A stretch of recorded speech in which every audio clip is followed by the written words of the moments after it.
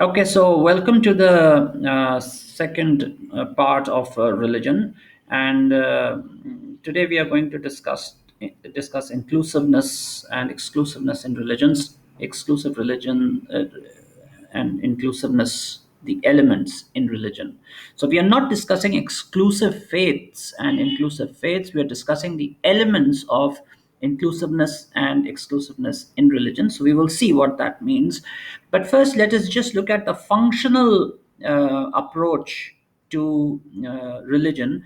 Of course, the functionalists believe that the content of religious belief is unimportant, and that is the important thing. So, the content is not very relevant. It is the function that religion performs that is more relevant. So it doesn't matter whether a person is going into a church or a mosque or praying in front of just an object. That's not very important. Uh,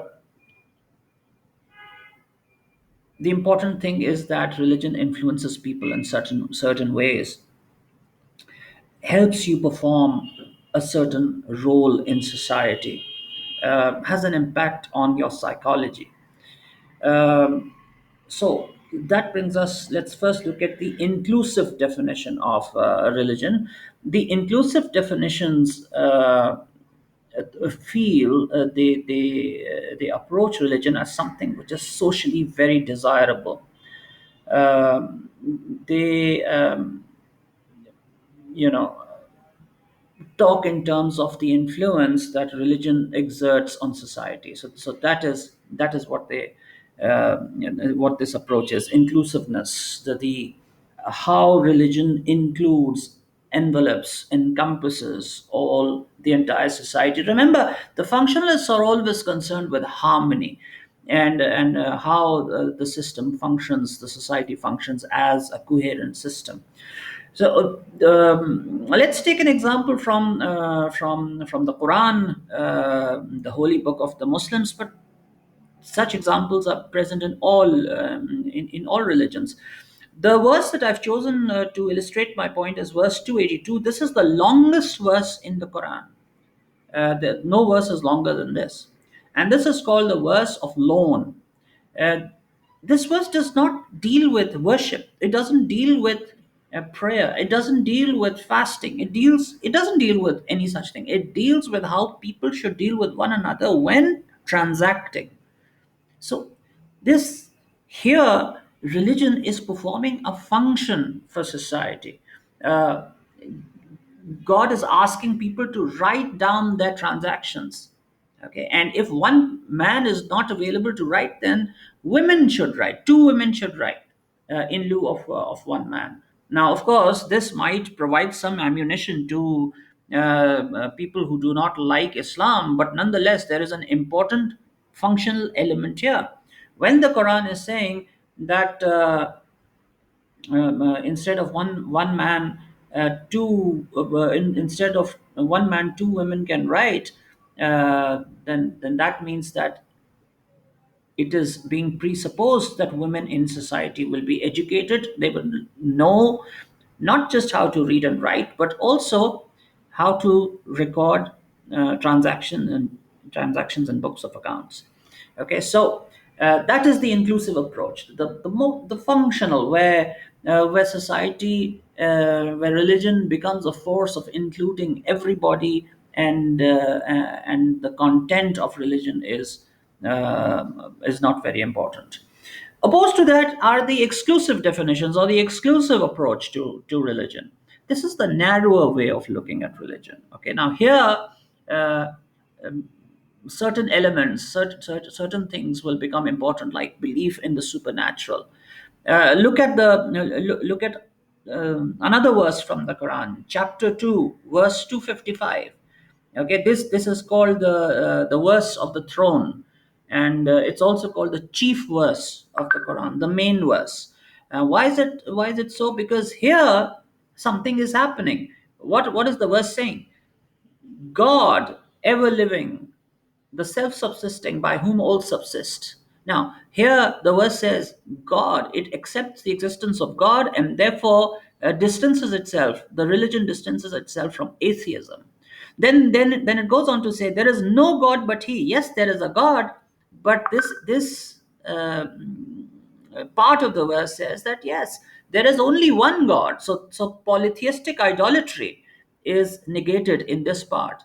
Neither he slumbers, neither slumber seizes him nor sleep. Now here, the verse is distancing itself from Christian faith, okay? Because in Christians, according to the um, according to the Council of Nicaea, Jesus is light of light and God of God.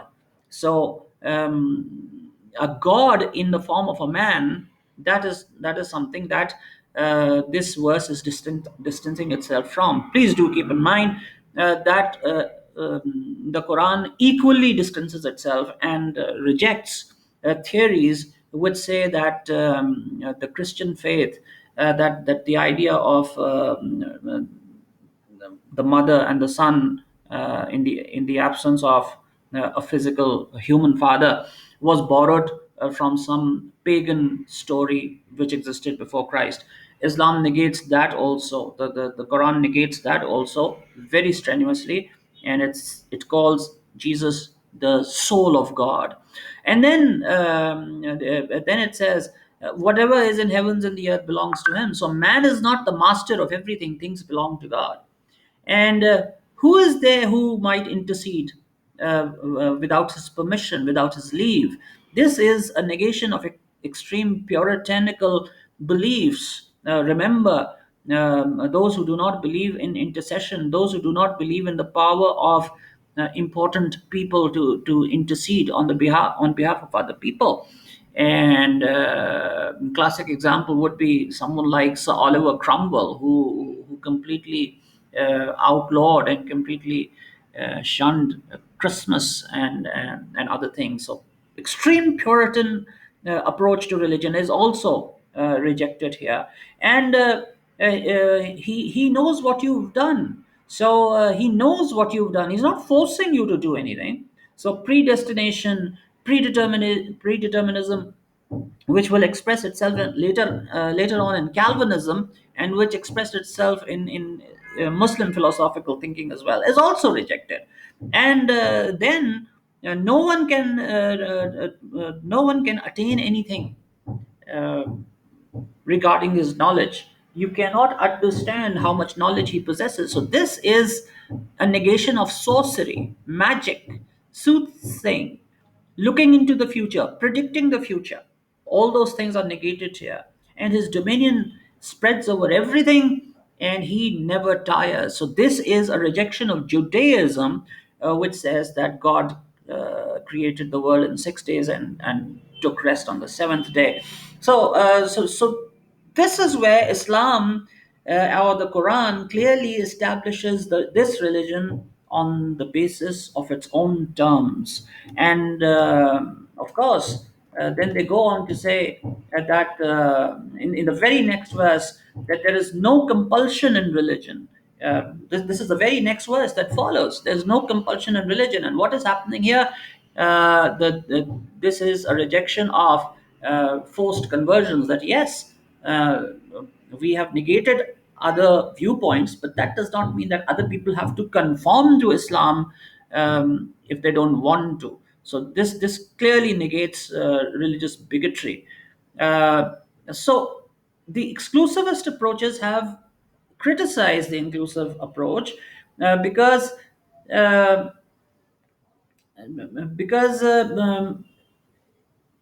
it's not very it doesn't create a lot of clarity in terms of content of religion. Okay, so these are the things which you need to understand. So let's go over this once more. The exclusive approach is very concerned with the narrower content of religion, whereas the inclusive approach is more to do with function of religion as a necessity for society and for shaping human destiny. All right. So thank you very much for this, and we will continue our discussion on religion in the uh, in the time to come. Thank you very much indeed.